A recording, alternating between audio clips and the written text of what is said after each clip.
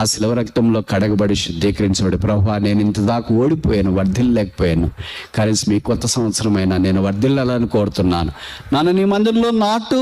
నేను ఈ మాటలు చెప్తుంటే మీరు అనొచ్చా, బ్రదర్ మా మందిరాల్లోనే ఎలా ఉన్నారో తెలుసా విశ్వాసులు, ఎల్డర్లు సంఘ పెద్దలు ఎలాగున్నారో తెలుసా, సేవకుడు ఎలాగున్నారో తెలుసా, మేము కనుక మందిరానికి వెళ్తున్నాం, వేరే వాళ్ళు అయితే అస్సలు మందిరం కూడా మానేస్తారని. నిజమే, మీరు చెప్పినట్లు బహుశా వాళ్ళు అట్లే ఉండొచ్చు, మీ మందిరాల్లో విశ్వాసులు అలాగే ఉండొచ్చు, సంఘ పెద్దలు అలాగే ఉండొచ్చు, సేవకులు అలాగే ఉండొచ్చు, మాలాంటి బోధకులు అలాగే ఉండొచ్చు, నడిపించేవారు అలాగే ఉండొచ్చు, అందరినీ ప్రోత్సాహం లేని వారే కనిపించవచ్చు. కానీ ఆ మందిరంలో దేవుడు ఉన్నాడు. బైబిల్ ఇందాక మనం చూసినాం కదా, అది ఎవరి మందిరము? యెహోవా, ద లార్డ్ ఈస్ దేర్. నేను ఉన్నవాడను అన్నవాడను. ఆయన ఏకరీతిగా ఉన్నాడు, అక్కడే ఉన్నాడు.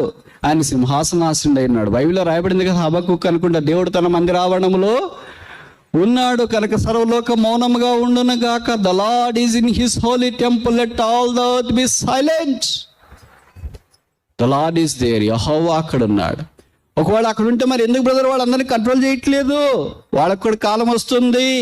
విశ్వాసులైనా, బోధకులైనా, సేవకులైనా, సంఘ పెద్దలైనా అందరికీ ఒక కాలం వస్తుంది.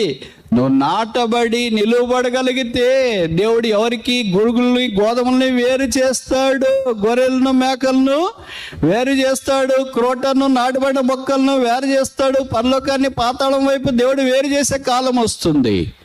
అంతదాకా మనము నాటబడిన వారం ఉండాలని కోరబడుతున్నాం.